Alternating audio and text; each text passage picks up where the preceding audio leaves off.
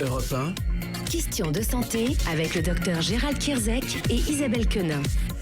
Mais avant notre dossier du jour, Isabelle, l'actu santé bien-être, c'est votre revue de presse. Et on commence avec la doyenne de l'humanité qui fête son anniversaire aujourd'hui, comme Jacques Chirac. Et une bougie, voilà un peu d'avance, une bougie de plus pour Emma Morano qui fête ses 117 ans aujourd'hui dans son petit appartement de Verbania dans le nord de l'Italie. Elle est née le 29 novembre, donc, mais de l'année 1899. Wow. Elle a perdu son grand amour lors de la Première Guerre mondiale. Elle a quitté un mari violent juste avant la seconde. Elle a fabriqué des sacs en toile de jute jusqu'à ses 75 ans.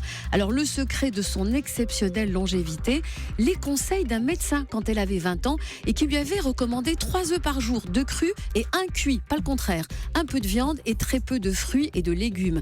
Elle a suivi ce régime pendant un siècle, de quoi faire rêver le nutritionniste.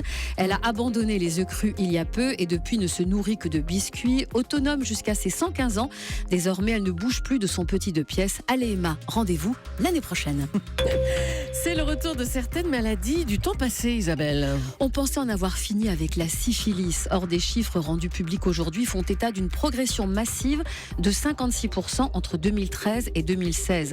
Des chiffres alarmants que l'agence sanitaire explique par la perte de vitesse du préservatif et le retour de comportements sexuels dits à risque.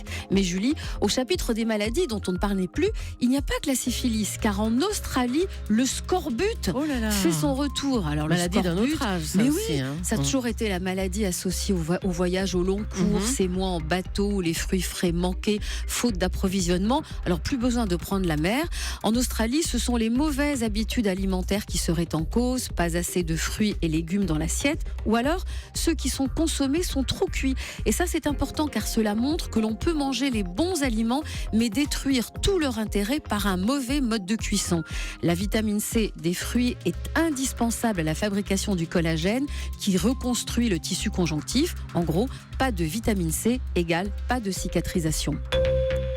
Les médecins généralistes et les vaccins, ce n'est parfois pas très cohérent. C'est une enquête menée par l'Université de Lorraine et l'INSERM. Les chercheurs ont interrogé plus de 1000 médecins généralistes, parents d'enfants de 2 à 25 ans. Et surprise, les généralistes vaccinent leurs enfants, mais pas systématiquement leurs patients. L'exemple le plus frappant avec le vaccin anti-rougeole. 100% des enfants des médecins sont vaccinés contre 50% de leurs patients et des enfants des patients. Alors quelques explications plausibles sont avancées.